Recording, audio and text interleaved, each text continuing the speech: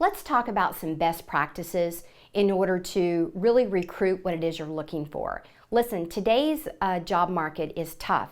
So the more work we can do up front to make the ads tight and the interviews right, that gets us into the right onboarding and finally the end piece, which is actually ultimately the retention and the engagement. So let's back up. The first thing you need to do is really define what the job characteristic needs are. In order to do that, there's some great assessments out there. I personally use Predictive Index. If you want more, you can definitely message me for that. But let's get back to the assessment. Actually helps you define the characteristics that align to the person's behaviors. So in order to define those, you really want 5 people to tap in. The 5 stakeholders that I really want you to tap in on is the immediate supervisor, the person who is hiring, the person who is training, definitely a person who is living the role right now on a success measure, and then the 2 level up stakeholder. The reason why you want 5 people is that kind of gives you a 360 view to make sure that you're setting the person that you're going to hire up for success. If you don't do that, my expectation might be different than your expectation. And now I'm giving feedback, you're giving feedback to the new hire, and we're confusing the heck out of them. The job assessment up front stops you and it gets you aligned immediately. Now we have an aligned job creation. It aligns to the job description. Now we're ready to go to the ad. When we do the ad, we're going to use words that either punch up or pull down specifically into the job description to attract the best candidates. Now, ideally, you use a behavioral assessment and a cognitive assessment that really dives into the individual person, and then you match it to the results that you're looking for. If you're looking for somebody proactive and the applicant is proactive and they've gone through the other checks that you do on the resume, the skill set, now you're ready to go to the interview. The interview is now going to be very focused on the behavioral gaps as well as the behavioral alignment. So inside of that, you're being very intentional. Everybody on your team that's interviewing, whether you're doing them singularly or whether you're doing those in group sessions, everybody knows what it is that you're looking for to make sure that that candidate is truly the right fit. So again, define the role, and you do that through a couple of assessments.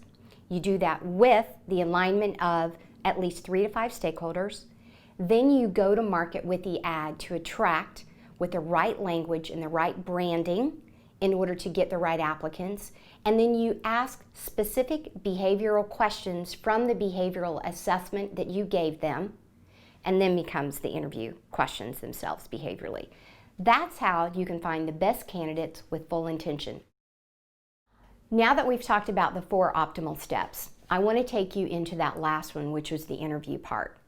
You know, a lot of people have interviewed for years, and probably you who are watching this, and I get that. But I want to make sure that you are leaning into what it is you're listening for during the interview process. So for example, if you're looking for somebody who is a little bit more independent, kind of big picture oriented, in their storytelling, when you say, tell me a time when you blah, blah, blah, blah, blah, they're actually going to use the words I in the storytelling. I was able to do this. I was asked to do this. I was able to accomplish this. So if you're looking for that more independent, assertive, big picture oriented person, listen to what it is that they're saying verbally. It will help you to further confirm or look for the gap. If I'm more team oriented in my storytelling, I might start off with I, or I might throw in an I every now and then. But really what you're going to hear me say was, even though I was put in charge, I very quickly assimilated the team. And the team included, this person, and this person. And we were able to disseminate, or we were able to delegate, or we were able to assign the tasks to different team members. And then we just checked in on a weekly basis and we were able to accomplish blah, blah, blah. Now you're hearing the person talk more in the we, the us, the they, the team, in versus the I. So listen fors inside the interview process is key. First, you have to have the right questions, and then you have to know what in the world are you listening for inside of the question. And from there, you dig in, you dig in, and you dig in order to confirm and or investigate. My name is Shelley Smith.